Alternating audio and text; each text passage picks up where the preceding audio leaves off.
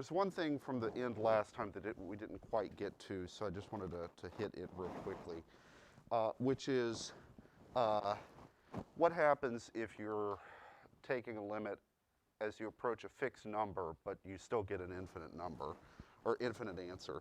So a good example of that would be something like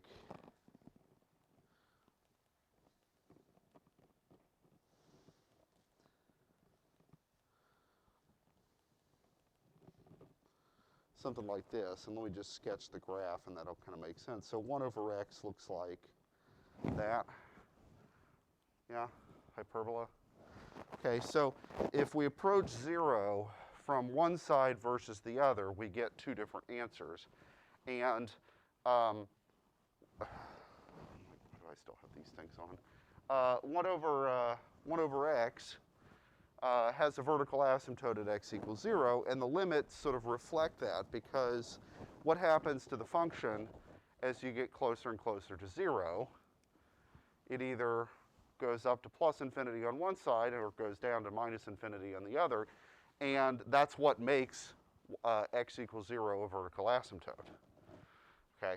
All right, now is it clear that it's plus infinity on one side and minus on the other? Yeah, okay. The graph sort of helps that. You don't have to write the plus in front of the plus, in front of the infinity if it's positive infinity, but just to sort of make clear the distinction. Okay, however, what that does mean, turn off notifications. What that does mean, though, is what is this? Okay, so not from the left, not from the right, but sort of both sides simultaneously.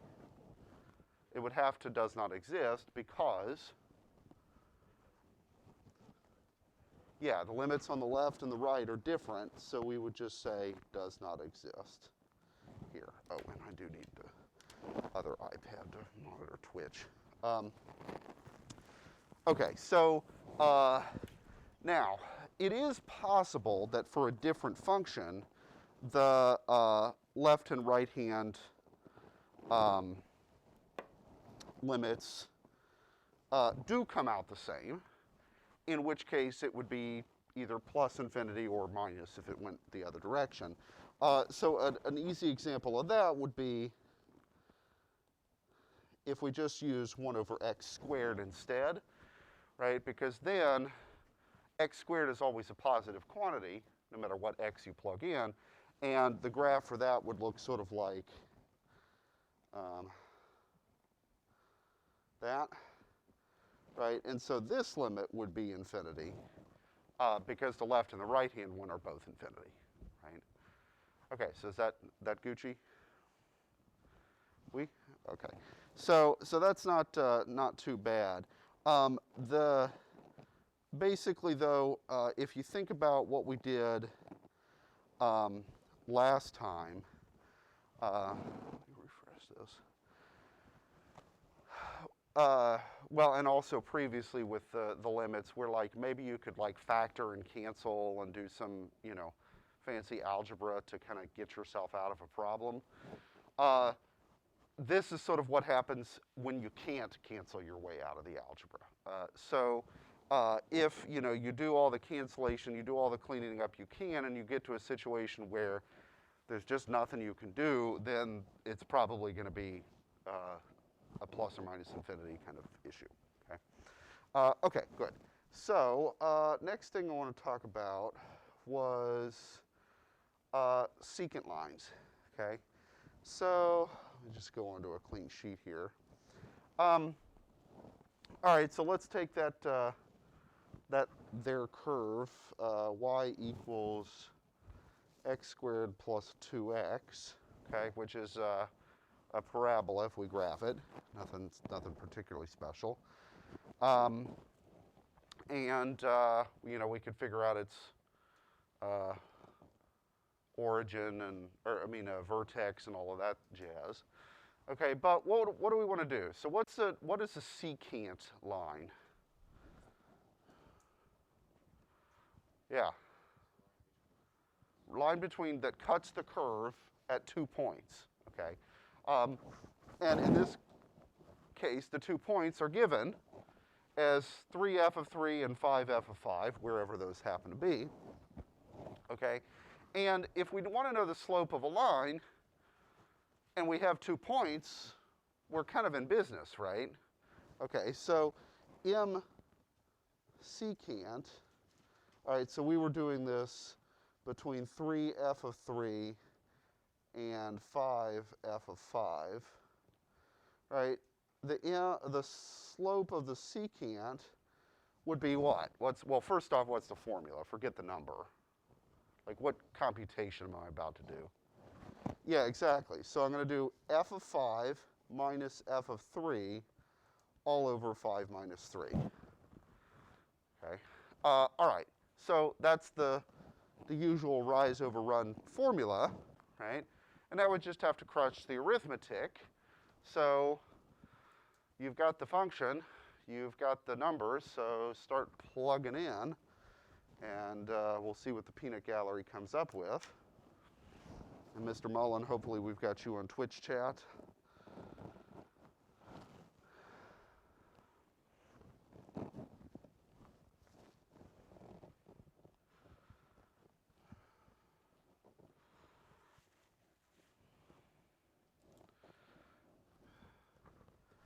Okay, so I'll do the denominator. How about that?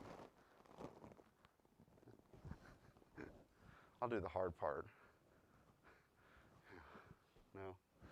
All right, so what do we get? So 25 plus 10 minus 9 minus 6. And what's all that come out to? 35 minus 6 is 29. 20 over 2 is 10. Okay, you guys agree? Yeah? Okay, great. So the slope of that line is 10. Okay, now why do we care about secants? Well, what's the idea here? So let me switch over actually to, I'm going to switch over real quick to Geogebra just because it'll make it quick to type or to put this in. What now? Did I mess up the arithmetic?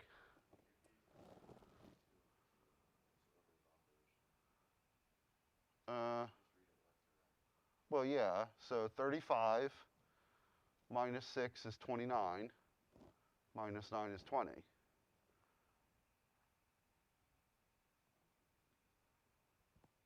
Well, okay, so if we do it the other way, right? 35 minus 9 is,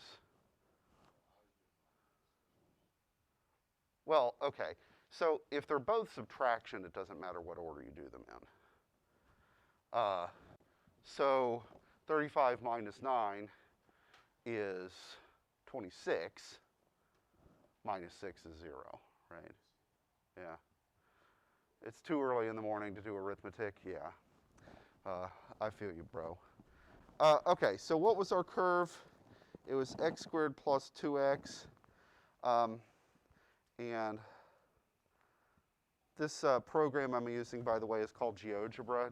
Has anybody ever seen it before in high school? Or, yeah, I love this program. So this is actually what I use to make diagrams for my research because it's all geometry stuff. You can do some really slick stuff with it. Okay, so anyway, we wanted the point at 3f of 3. And so that was, what was the y coordinate? 3, 6? Or no, 3, 315. Okay, and then the other point was 535. Okay, so this is a little ridiculous because I'm going to have to kind of zoom out here. Right, but if I connect those 2 points with a straight line, does the slope of 10 seem pretty reasonable? Yeah, okay. And why do I care about secants? Well, what I'd like to know is what's the slope of the tangent line here? Well, the problem with the tangent line is that it only touches the curve at 1 point. But how many points do we need to compute the slope? Womp womp. Okay, so what we're going to do is if we're interested at the x-coordinate 3, then we want to pick a second x-coordinate that's close to 3, but not pick a specific number, right? So I want to think of it as like, I'm going to go 3 plus some little unit to the right, and then the money here is, okay, let's let that extra bit get really, really tiny. Okay? All right, so the next question is, what about if I do it from 3f of 3, which was 315, to 3 plus h, comma, f of 3 plus h. Okay, now, so the way I'm thinking of this h is, oh, let me go back to the iPad. The way I'm thinking of the h, oh, and OBS is being uncooperative this morning, of course. The way I'm going to think of the h is, think of it as 3 plus a tiny quantity, okay? So in the previous example, when we did the second point was 5 comma f of 5, that was sort of the situation where h was equal to 2, okay? Right, now, the other problem that we're going to have here is not always, but most of the time, when we compute our answer, there will still be an h in it. Okay, that makes sense, right, because we have to pick an h. So what we have to do is this.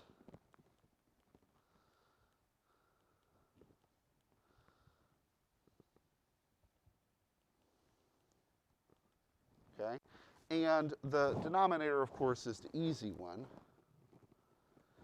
It's the numerator where we got to do some work, okay? And this is where you guys tend to flub it, because what does f of 3 plus h mean?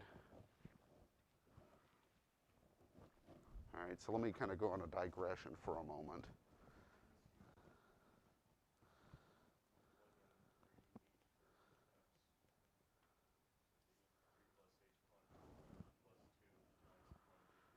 Right, okay, so here's the thing that I've always found fascinating as a teacher. If I give you that function, f of x is x squared plus 2x, whatever, and I ask you to compute f of 3, what do?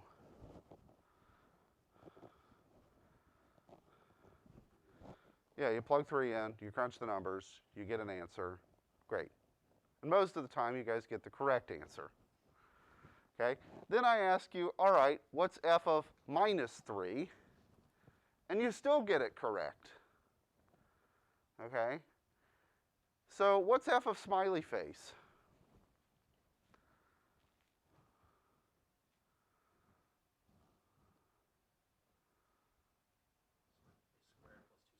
Yeah, whatever the hell that means. I don't know what smiley face squared means, but that's what f of smiley face would be, right? These are just symbols. Okay, so for some reason then, if I ask you what is this, you guys screw it up. What is f of some garbage? Garbage squared plus 2 garbage. It doesn't matter if it's smiley face, 3 plus h, anything. Right?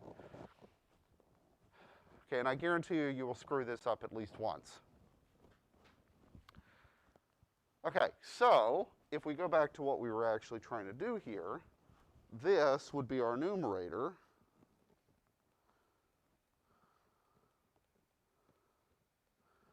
And then what was f of 3? It was 15. Okay. All right, so now what do we got to do? And I'm going to erase this detritus down there.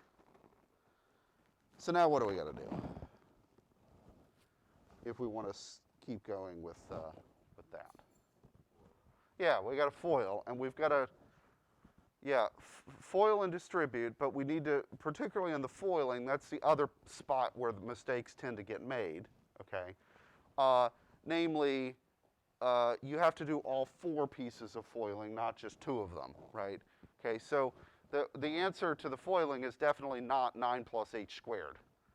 Those are 2 of the terms, but not all of them, right? Okay, so So what are we going to get? Uh-oh. We'll see if my pencil can make it through class. So we'll get 9 plus h squared plus, what's the other part? 6h, right. Plus 6 plus 2h minus 15 all over h. Okay, so we Gucci?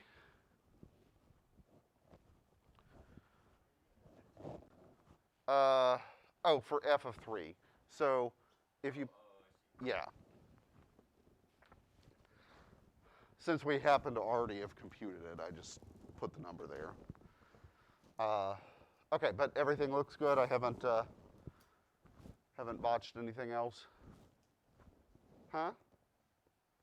What now? Sorry? No? We good or no? I know it's early, but okay. So now we need to do some simplification, right? So we've got some numbers. We've got some terms with h's. We've got a term with h squared. So let's collect everything together. It just so happens that what happens with the numbers? We got 9 plus 6 and then minus 15.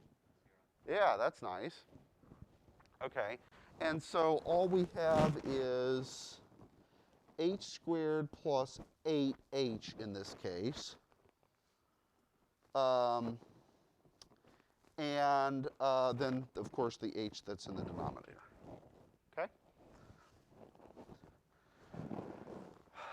Okay, now, rule of thumb for these things, and you'll see why this is useful later. Rule of thumb is that, so the h in the denominator should eventually cancel out, okay? And it does here, right? What do we have to do in the numerator first? Yeah, if we factor out an h, then the numerator is going to be h times h plus 8 all over h. Okay? And then it's obvious what we could do with the two h's. These guys cancel, and we're left with h plus 8. Okay, good? Now, to double check that we did everything correct, well, what was the slope that we got when we had 2 points? We had 3f of 3 and 5f of 5. We got 10, okay? And that 5 corresponds to 3 plus 2 for h. If I plug h equals 2 into what I got here, do I get 10? Yeah, so it matches with the previous answer. That's good, obviously. Okay, so we recovered the same answer we got before, but the benefit of this is now if I say, all right, now I want it to between 3 f of 3 and 4 f of 4, we don't have to redo any work. We just have to say, all right, well, now h is 1. Plug it in. Done. Well, that's nice. Yeah? Okay, so we can sort of recycle our work by using a variable here. Okay, so let me go back over to preview, and hopefully the Elgato is going to cooperate. Or not Elgato, the OBS. Yeah, it's weird. OBS, it's showing a blank screen on OBS. Let me change this.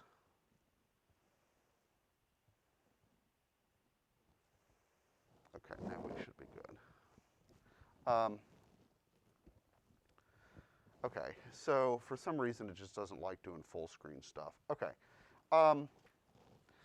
Now, we did this for a particular starting point, namely at 3, right? But could we have made that also be a variable? Right, so what we did was we said, okay, I'm going to pick 3, and I'm going to think of h as being some unit past 3, but it could be any distance past 3. Could we have made the starting point also a variable? Totes. Okay, so let's call that a, because we've already used h, and let's run through the exact same computation, but now using a and h instead of 3 and 5. Okay? All right, so let me go back over to the Elgato. Okay, so now the function's still the same, but now I'm going to go from a comma f of a to a plus h, oops, comma f of a plus h. Okay, and we'll see what we get.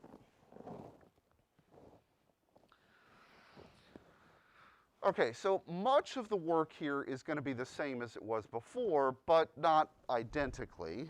So we need to compute f of a plus h minus f of a all over a plus h minus a. Okay, so first off, let's make sure that we're cool with the formula, right? What am I setting up here? Yeah, rise over run, okay? And our 2 points here are a f of a and a plus h f of a plus h, right? So just slope like normal. Okay. But then the algebra is going to start, and that's where the fun gets had. Okay, so what was our function? It was a plus h squared plus 2a plus h minus a squared minus 2a. Be careful with the signs here. That second minus really should be a minus. Okay, because what really is it? It's minus parentheses a squared plus 2a, right? And then I distributed the minus. Okay, so when you're in a hurry, that sign is likely the one that you're going to mess up. Okay, so just be careful. And I'll give you kind of a rule of thumb here in a minute for how to tell if you probably just messed up a sign someplace. Okay, so that's the numerator, and then what's the denominator? Just h. Okay, that's nice. Okay, and so if we FOIL everything out again, what are we going to get this time? We'll get a squared plus 2ah plus h squared plus 2a plus 2h minus a squared minus 2a all over h. Okay, so take a second and just double check that I didn't mess up my foiling and all of that.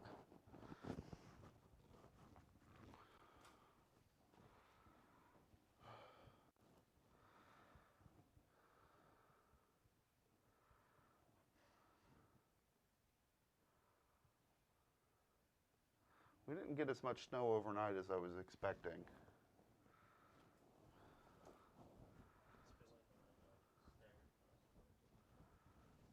Huh? Oh.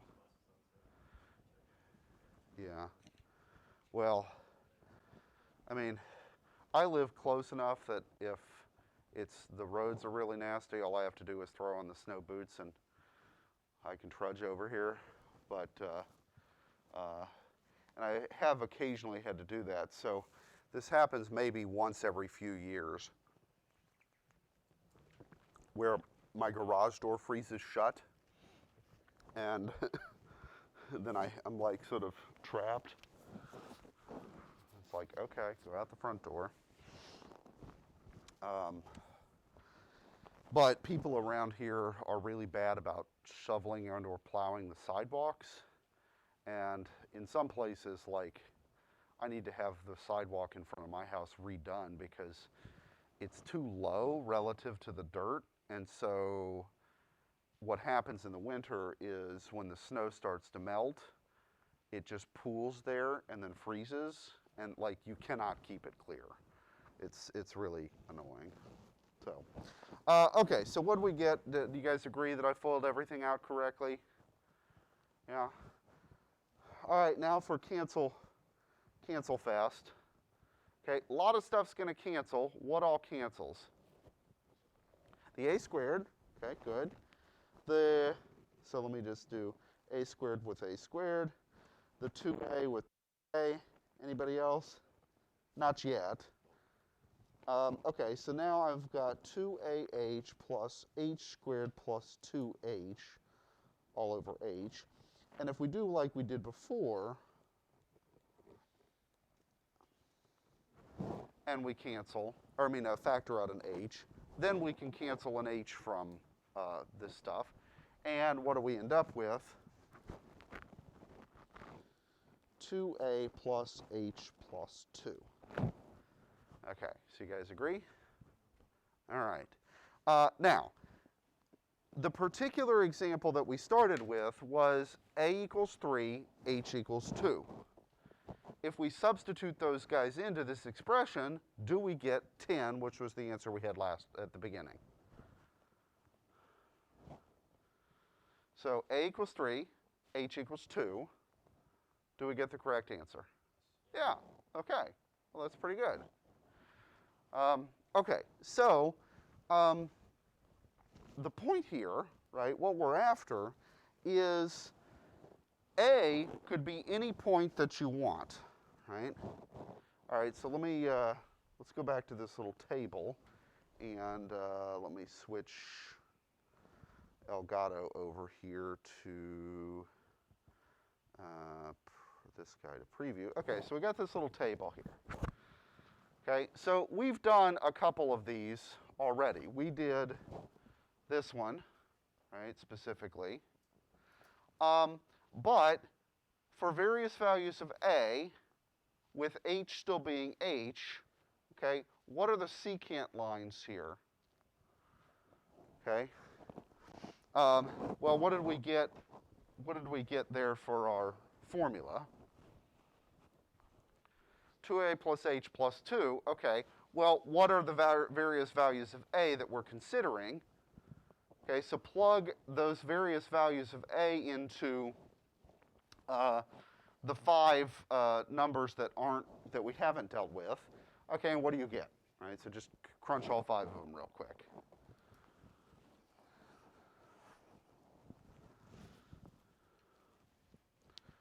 Okay, and then I'll kind of write this table down.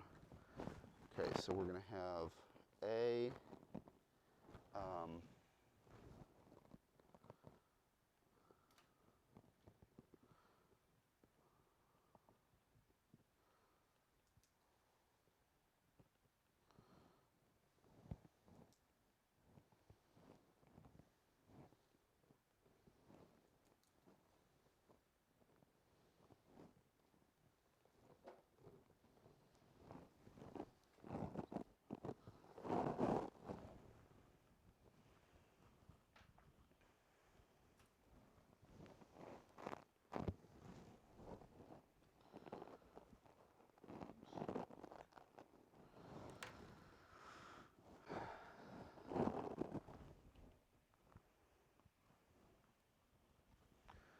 Okay, so what'd you get for negative 2?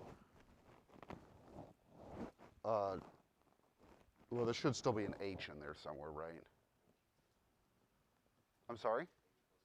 Okay. H minus 2. What about the next one? H minus 1? Minus 0 or minus 1? I got h. Okay. All right. So let's write it as h minus 0 just to be pedantic. All right, what about 0? All right. Okay, and then I'm going to just write the other one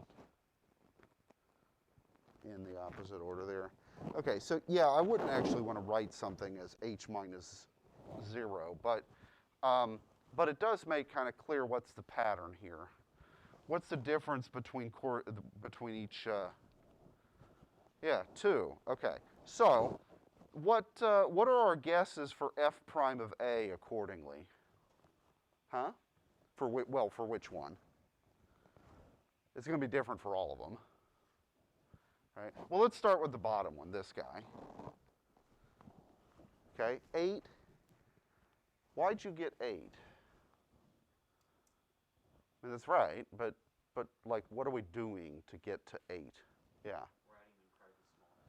Yeah, if we think of h as being really, really, really tiny, right? So if we did this from 3 f of 3 to like 3.00001, f of 3.00001, we would get 8 plus 0.0001, right? But if I let that value of h get smaller and smaller and smaller and smaller, then it basically goes to 0. So what is this code for in calculus language? Exactly, we're just taking a limit here. Okay, so our guesses for these slopes would be 6, 4, 2, 0, minus 2. Okay, and yeah. Okay, and so in fact, what's our guess for our derivative?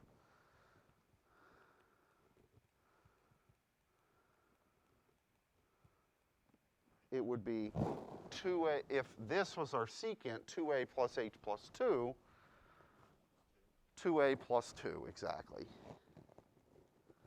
Okay, so that's our guess for the value of the derivative at the point A. Okay, does that kind of make sense? So, sort of, it's the old Texas two-step, I reckon. Step 1 is set up a secant approximation. Step 2 is take the limit as h goes to 0, okay? And then swing your partner, dozy-do. No? You guys ever done square dancing? Yeah, you've tried to forget. So this is kind of crazy. When I was in, I think, 4th grade, in PE class, we learned how to square dance. And then one night, we put on a square dancing like dance, and all the parents came and got to watch us do our square dancing, and all the moms were like, "Oh, it's so cute," and all the dads were like, "Why are we here?" And yeah, anyway, it was interesting times. But like, you guys did that too? Really? Okay, so I thought that was just like a Texas thing. So, but you learned square dancing, not like the chicken dance or.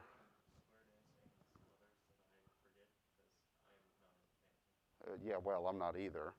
Right, 4th grade was about as far as I got with it, but whatever.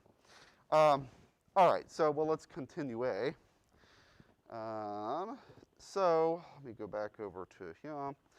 All right, so basically, right, what we've discovered is that we just need to throw a limit in front of it, okay? And here is, I won't go and fill this back in because we basically have done the computation. We did all the different parts of this stuff, and I wrote it out as kind of a template for what's the steps, right? You always start with this, okay? And that is the definition of the derivative at a point, okay? All right, so let's do this for 2 other ones, okay? And let's just alternate. So you do 1, 2, 1, 2, 1, 2, 1, 2, okay? And these both are going to require a little bit of a trick, okay, when you get to the algebra department. Okay, and we'll talk about that. But take a minute and start kind of scribbling it down, and then at some point you're going to realize, oh, I need a trick here. What's the trick? Okay? All right, so take a second to work that out. And while you guys are doing that, I'm going to let this pencil charge a little bit more because I forgot to charge it. And I don't have the fancy one like Owen that attaches to the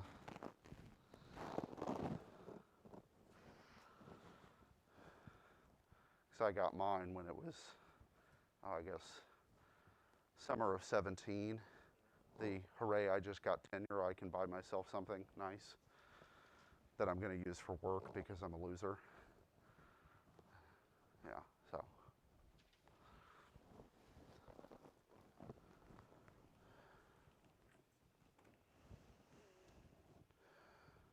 how are we doing online there?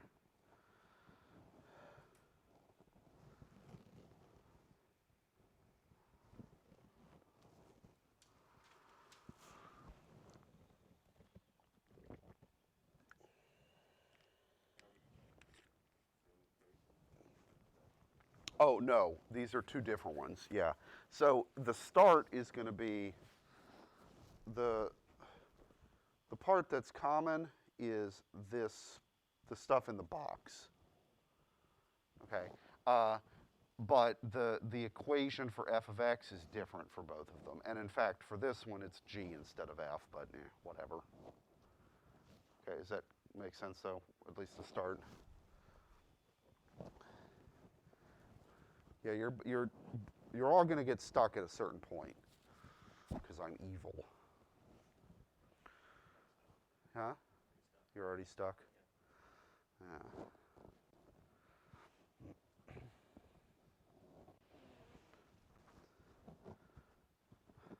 All right, so when you're stuck, put your hand on top of your head.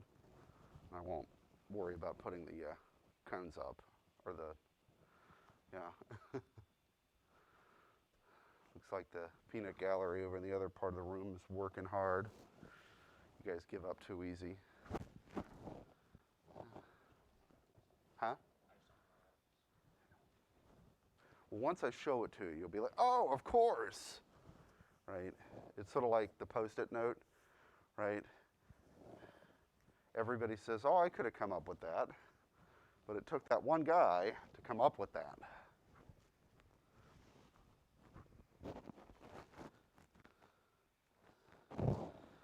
All right, you guys good over there, or are you stuck? Yeah? Use your words. Okay, well, let's find out. All right, so this needs to get plugged back into this.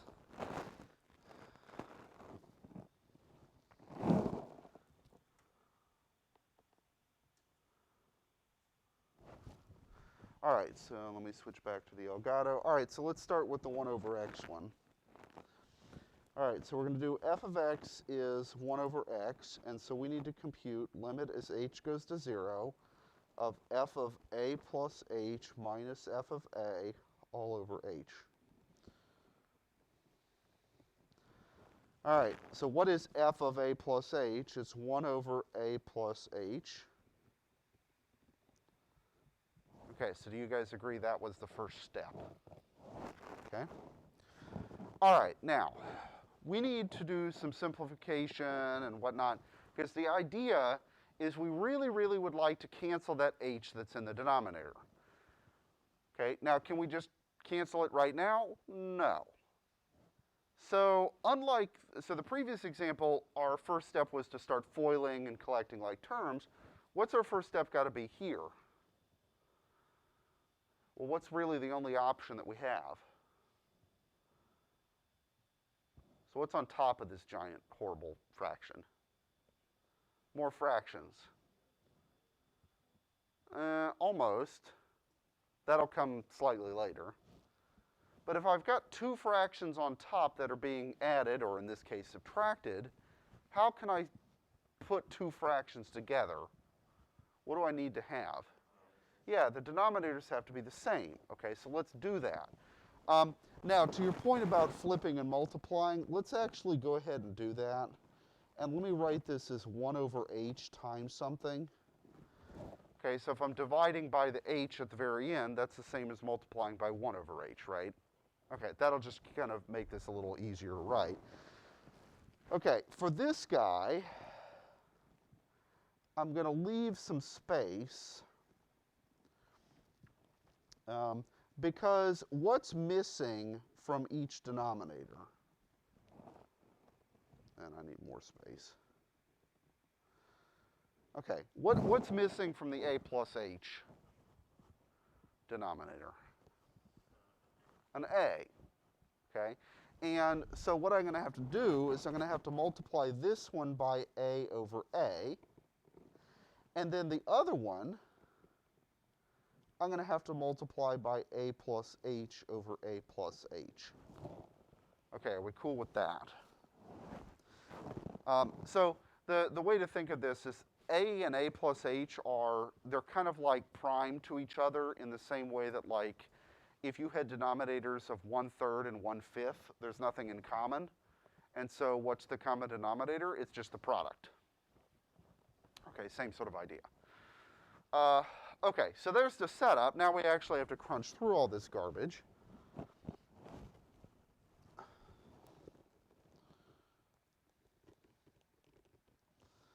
Okay, so now that they have common denominators, that is the common denominator. Do you guys agree? Okay, now my rule of thumb here is, could we FOIL that out or distribute it? Yes, we could. Okay, resist the temptation to do so because it might simplify our lives later. We'll find out. All right, now as for the numerator, what's going on there? What's the first term's numerator? Just A. Okay, that was easy. What about the second one? A plus H, but the whole thing is being subtracted, so I'm going to write it as minus A minus H. Okay, and remember what I said earlier about the distributing your signs? Be careful because this is why you don't do calculus at 2 in the morning, okay, because you will mess that up. Okay, so do we agree with all of that?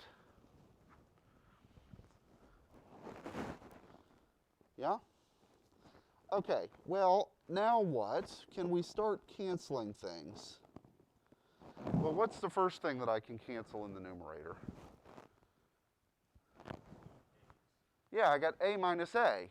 Well, that's nice.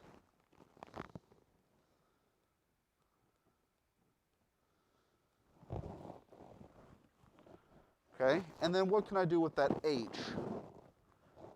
Well, I've got an H on top, and I've got the 1 over H out front, so I can cancel those. But I got to remember that the second one was minus, so I need to keep a minus in front of all of this stuff. And so what we have is this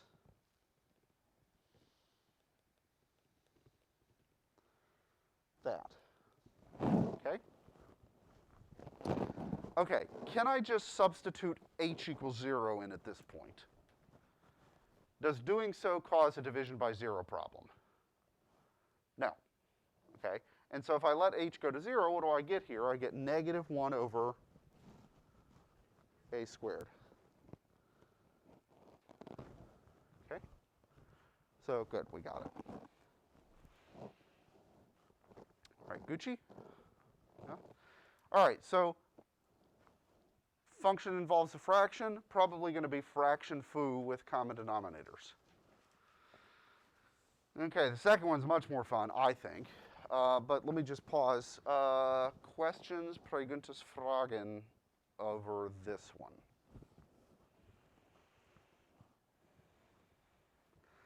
Nine? You have 9 questions?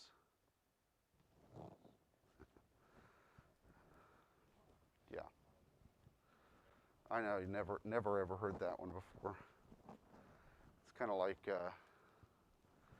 you know, we can make jokes about French. I'm sure plenty of jokes about French. Actually, in French, and I only am remembering this now because, did you guys all see the lawyer cat thing from last week? So, legal case in Texas, and they're doing, you know, arguments before a judge over Zoom because pandemic. And one of the lawyers, the computer that he was using accidentally had the cat filter turned on, so it made him look like he was a cat, and much hilarity ensued. I am not a cat. I'm prepared to go forward. So, anyway, yes, but the reason that brings up is the word for lawyer in French, avocat, is the same as the word for avocado. So, yeah. Okay, so the second one, let me flip to a new page here because I'm going to need plenty of space. Well, nobody said that everything had to be in terms of x, and nobody said that everything has to be called f, right? So here, what I want to do is I want to do limit as h goes to 0 of g of a plus h minus g of a all over h. And, okay, so that part's the same.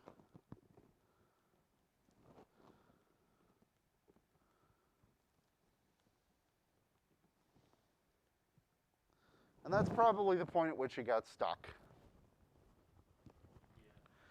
Okay, because what would be really nice is if you could just be like, oh, well, I'll just cancel the a's because I'm subtracting in the square root. But can you do that? No, you cannot. Okay, so we have to use a trick. Any guesses as to what the trick is? You could. That's not really going to help. Let me give you a hint. I'm going to multiply by something. I'm going to multiply by 1, but in really fancy clothes. Huh? Yeah, there's going to be square roots and stuff in it, yeah. All right, I'll give you another hint. It starts with a C. It ends with an E, and it has an conjugate in the middle. Yeah, conjugate. Okay. So what I'm going to do is I'm going to multiply by the conjugate of the numerator.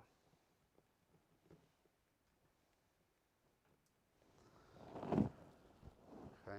So yeah, so we've got two square roots with a minus in between, and so the conjugate is the same thing, but with a plus instead. Okay, and you guys used that plenty when you were learning about complex numbers, right? Okay, now we're going to have to do a crap ton of algebra.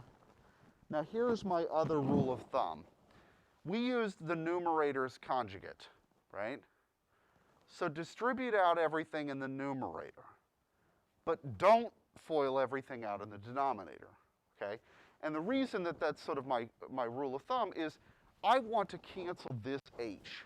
So if I leave the denominator unmultiplied out, it'll make it more obvious when I can cancel that h. Okay, so don't do more work than we have to. Okay, so what are we going to get? Well, first off, let me just write the denominator. Okay. Now, the numerator looks horrible, but it's actually going to be a little nice because, so when we FOIL, we got to do first, outer, inner, last. What happens when we do a plus h times a plus h? What happens to the square roots? They go away, right? So I have a plus h, and that's, oops, that's it, okay? That was the first. All right, the outer pair is a plus h root times root 8, or a. And what's the inner pair? The exact same thing, but with the opposite sign. So what's going to happen to all that? Just all magically cancels, right? Because I got plus some garbage minus exactly that same garbage. So I'm not even going to write it. It's just 0. Okay, then what about the last term? I got root a and root a. That's going to give me a, but minus, right? Okay, well, that actually wasn't so terrible.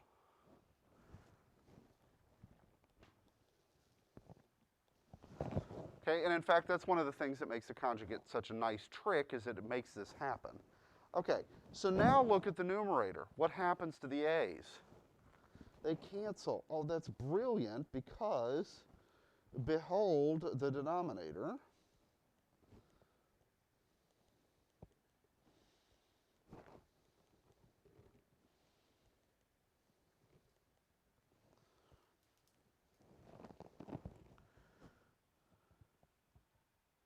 Oh, I'm sorry, there should be a plus right there, and there. Okay. Okay, now, are we ready to take the limit as h goes to 0? Yeah, okay. And when h goes to 0, what do we get in the denominator? We have to be a little careful here. I get negative 1 over root a plus root a. which is 2 root a, right?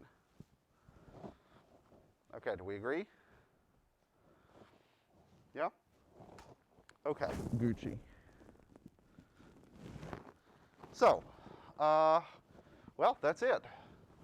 Right, so what have we done today? We've done the limit definition of the derivative, and we'll need to come back and polish one other thing off on Wednesday. So, all right, have a good rest of your Monday. Stay warm.